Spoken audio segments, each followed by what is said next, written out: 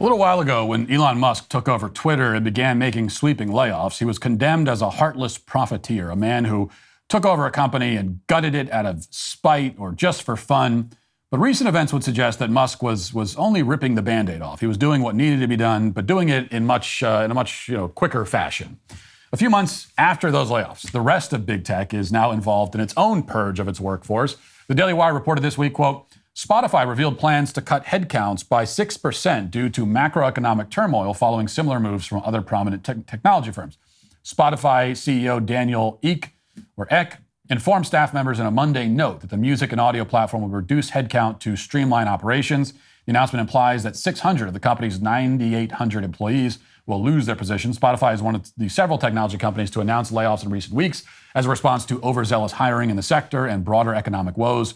Microsoft revealed that the company would dismiss some 10,000 employees, while Google will reduce its headcount by approximately 12,000 positions, and Amazon plans to dismiss 18,000 employees.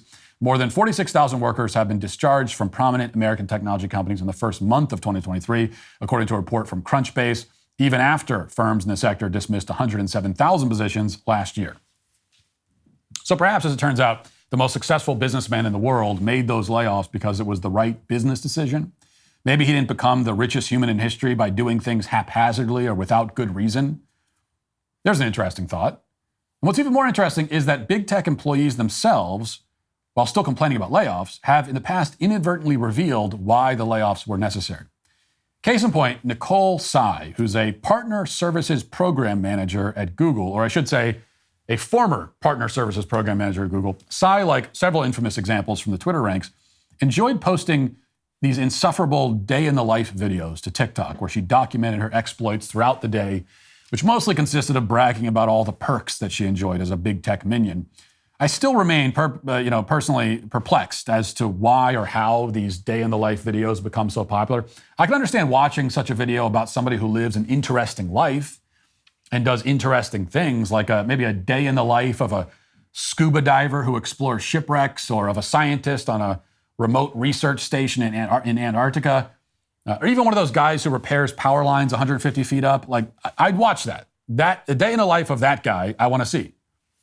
These are impressive jobs that would make for fascinating content. A day in the life of a Silicon Valley pencil pusher doesn't exactly measure up. Yet, even so, Nicole Tsai posted this. Here it is.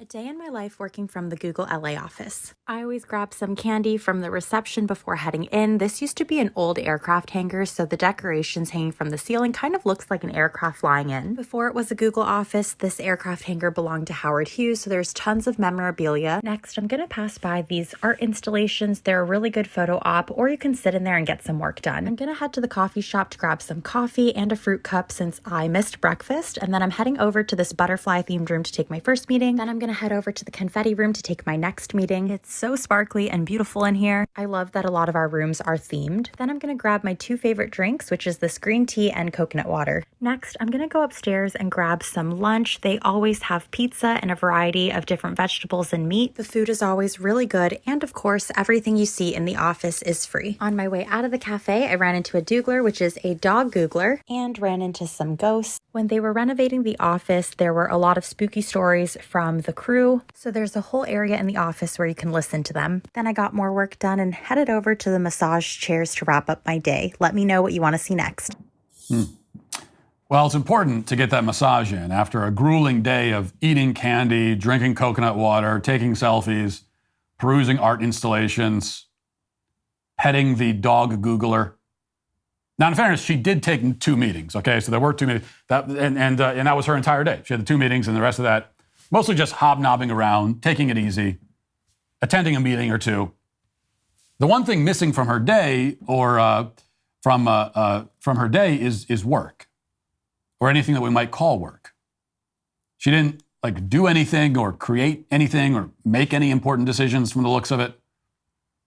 It's not clear from that video why Google needs her in the building. And it apparently wasn't clear to Google either, which led to this unintentionally hilarious follow-up video. Here it is.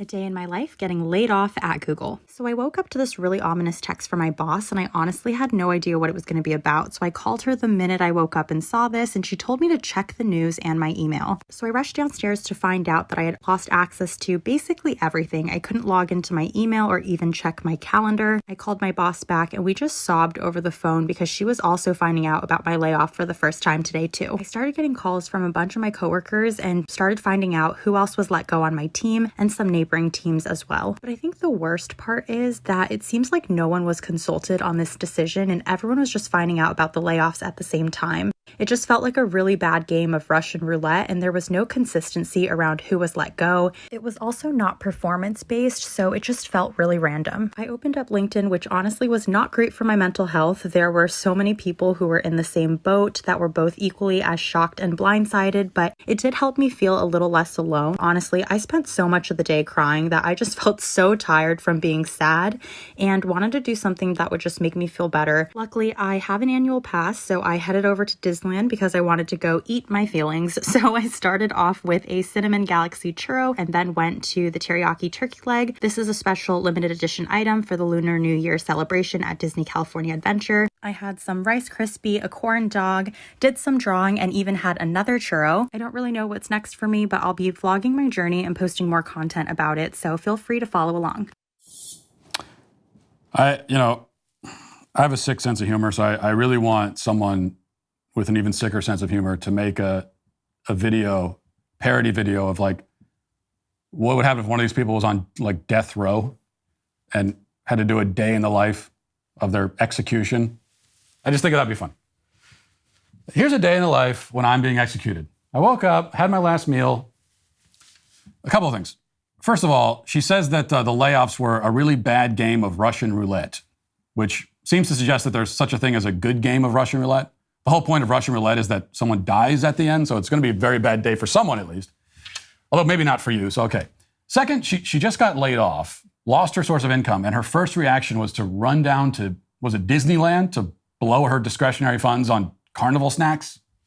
Doesn't seem like a great strategy. Third, listen, I don't have anything against this woman. I'm predisposed to dislike her because she works for big tech, but for all I know, she's a very nice and delightful person. For all I know. But my ability to feel sympathy for your tears is severely limited when you take out your phone to capture your tears on video. I have been sad in my life. I've experienced setbacks like we all have. I've never once felt the urge in the midst of that sadness to document it with my phone.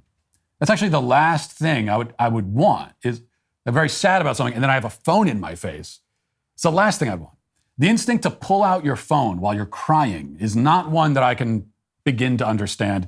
And it automatically makes your sadness at least partially performative because you're using it for content. You're using it for clout. You're not taking your own misfortune seriously, and so why should I take it seriously? Finally, there's a lesson here that I hope Nicole learns and all younger people learn. It's not fun, but it's the truth. In the working world, everyone is expendable. Everyone is replaceable. Now, you're not expendable as a human being. I'm not saying that you as a human are expendable. You're not expendable in certain contexts, like in the context of your family. You're not an expendable person. But at your job, you can be replaced. And eventually, one way or another, you will be. Whether you quit, fired, laid off, retire, one way or another, eventually you're replaced. And that's the case for all of us. But you can greatly mitigate your replaceableness. You can make yourself much less expendable. You can make it so that though you can still be replaced, there are not that many people who can replace you. Your own vulnerability in this regard, the reality that you will never be entirely indispensable, that shouldn't be a cause for despair, but rather it should drive you and make you more ambitious and innovative and propel you to work harder. Not in a paranoid way, but just in a staying humble and working hard kind of way. And if it does motivate you that way, then even if and when you are replaced, you're nearly certain to continue on the path to success, though by the way of a detour. We will always be, to one degree or another, expendable at our jobs, but you can become virtually undeniable in pursuit of your larger goals. If you hone your abilities, if you never become entirely complacent, if you work harder than everybody around you, you will be successful. It is virtually guaranteed. I have never known in my life a hardworking, talented person who was not by some measure successful. Maybe not rich, but rich is one potential manifestation of some forms of success. It is not in and of itself success. So maybe I'm not saying that every hardworking, talented person is a millionaire, but they are all successful at the same time. So here's your problem, Nicole. And it's a problem shared by many. You don't seem to be doing anything or even attempting to do anything that cannot be done by virtually anyone. That is the most vulnerable position you can put yourself in, when you are contributing in a way that could just as well be emulated by nearly anyone who walks in the door. In fact, your contributions can be absorbed by other people without anything really being lost. You've made yourself highly, highly replaceable, and you've deprived yourself of any leverage. Further down the professional ladder, there are some workers in the fast food industry who find themselves in the same position. They clamor for higher wages, but they have almost no leverage because their positions can be simply erased and replaced by touchscreens. Now, the best response then is to work hard, develop your skills, become innovative, put yourself in a position, either in the same industry or somewhere else, where you bring something to the table that very few people can match. Now, this isn't about defending corporations or greedy billionaires. I'm not telling you how I wish things were.